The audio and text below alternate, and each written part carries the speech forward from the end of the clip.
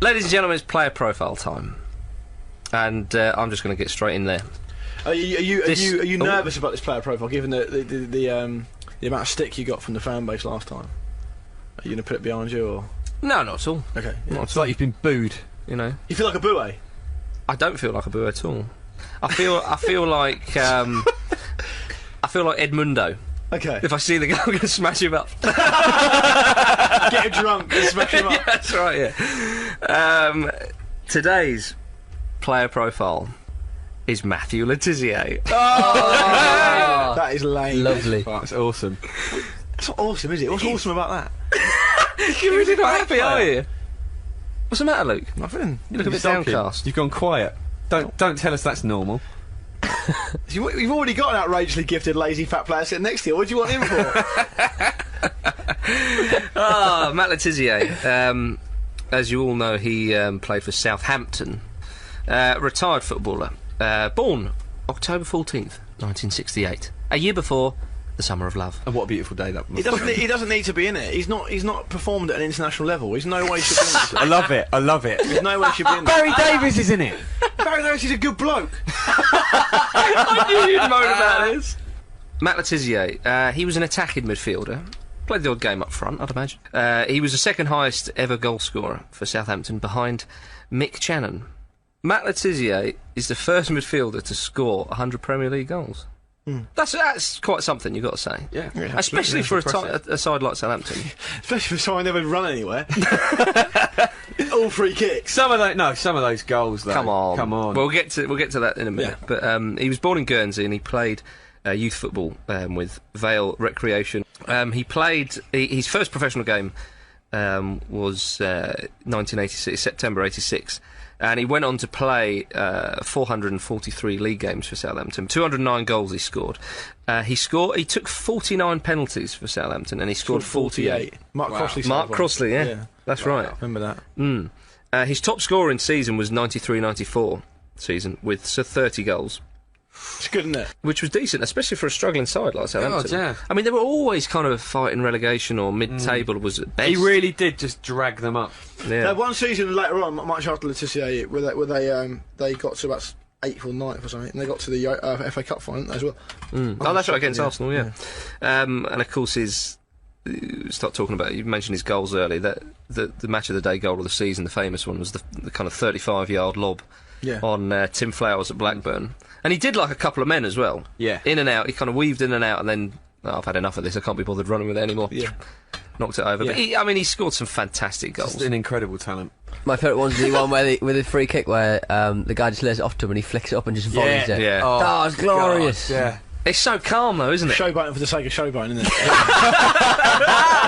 Doesn't appeal to me at all. Well, the last goal scored at the Dell was a beauty in the last minute. He scored against Arsenal, I think it was. Yeah, it was the real sort of... With his left, he sort of turned on the volley and just rifled it in the top corner. I just like how we couldn't be asked to go north of Watford to play his football. Guernsey to Southampton. It turned out like a £10 million move to Chelsea or something, I seem to remember as well. Wasn't he linked with Man United quite often as well? No ambition. Absolutely no ambition. It is a You've got to say that. Well, I mean, one might say it's nice to see a player really sticking through thick and thin. You with can his look club. at it both ways. One might take the cynical Portsmouth The point of view. Well, I just think that you've got to do the very best you can with the talent you've been given. And he would have won things at Man United or Chelsea, and he would have played a lot more times for England as well. You can't tell me he doesn't look back at his career and regret slightly what his decisions he's made. He actually seems like a pretty happy bloke, though, doesn't he? Yeah. Because he's always He's eating, probably thinking of all the work he hasn't done, thinking, oh God, thank God I didn't do that. Yeah. Bet his garden's He in probably right sits on state. YouTube just looking at videos of himself going, God, look at that. Yeah, I bet he does. As he was a Channel Islander, it's interesting, he was eligible to play for any of the home nations. I didn't actually know that was a ruling. I didn't know that either. No. Graeme So was Channel Islander. Exactly, yeah. I think he was, yeah.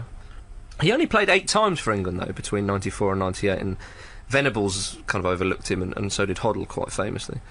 He don't pick me, he picks on me. That's right, yeah. But the one time he did get his chance was against Italy at home in the World Cup '98 qualifier, and Italy won 1-0, and I think he missed a header, didn't he, which was a good chance, and the media absolutely panned him about Didn't that. he sort of pull out of a tackle or something as well and get absolutely Again, blasted? I'm biased, but you cannot afford, unless you're Diego Maradona, you cannot afford to have that sort of luxury player at international level. You don't do any running. Well, we have Whether to... you like it or not, you guys, also a bit of banter, I don't like him as a player, but he didn't do any running. I think what anyone said. Yes, he scored some spectacular goals, and he was brilliant. I mean, his goal scoring record is fantastic with Southampton for an attacking midfielder, come striker. But he never ran anywhere, at any stage, even when he was young. Critics He'd often... missed the bus rather than run for it when he was young. Yeah, of course, yeah. Critics condemned him as you say, a luxury player, and his work rate wasn't, massive. He's a 70s player in a 90s team. But in his autobiography, he talks about rejecting moves to, as you say, Chelsea and AC Milan. Really? That's what he says in the autobiography. I mean, I suppose you could put anything in Is his there. autobiography written in really, really big font? Yeah.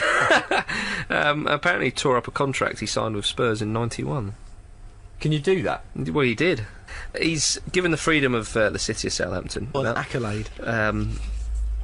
And an apartment block on the old site of the Dell has been named after him. It doesn't come much bigger than that, It Luke. makes me feel physically ill. Yeah. I love this. I've never seen Lukey so Brilliant, isn't so it? quiet and angry.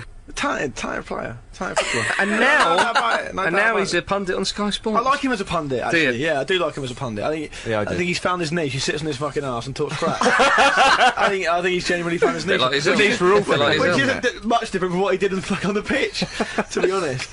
I've got Matthew Tissier story. Go on, Where please. for in my other job, my radio job, I was speaking to him on the phone, and he'd finished peddling his crap that he was peddling. What was he peddling?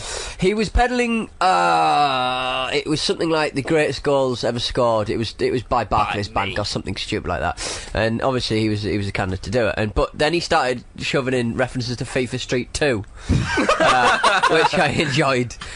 So we finished talking about that and stuff. And a couple of people around me knew that I was talking to Matthew Tissier, and obviously he's a legend. So I put the phone down. I'm going to put it on a bit there. And then I put the phone down. I said, "See you later. Don't work too hard." And then put the phone down and said, "You lazy shit." He was still on the line. He had that. What did he say? I call Matthew to see a lazy shit. Accurate. You couldn't do for libel. He could not do that. What did he say? Did he say anything? He didn't. He just went. I just heard him still on the line, basically talking. I was like, he just went, "Oh, what was that?" All right. Oh, well, let's give him the round of applause. The statutory round of applause. Statutory. Clap. Don't see you clapping there, Luke. Chaps. This is very much like, in the Olympics in the 60s where the Black Power salute, where they made a stand against those that they believed in. It's very You're a lot much like Jesse Owens, aren't you? This is like my 9/11. This is my 9/11. Matt Tissier and the Dean Windass Hall of Fame is my 9/11. That's a quote. Yeah. Flooding. There you go. Well, that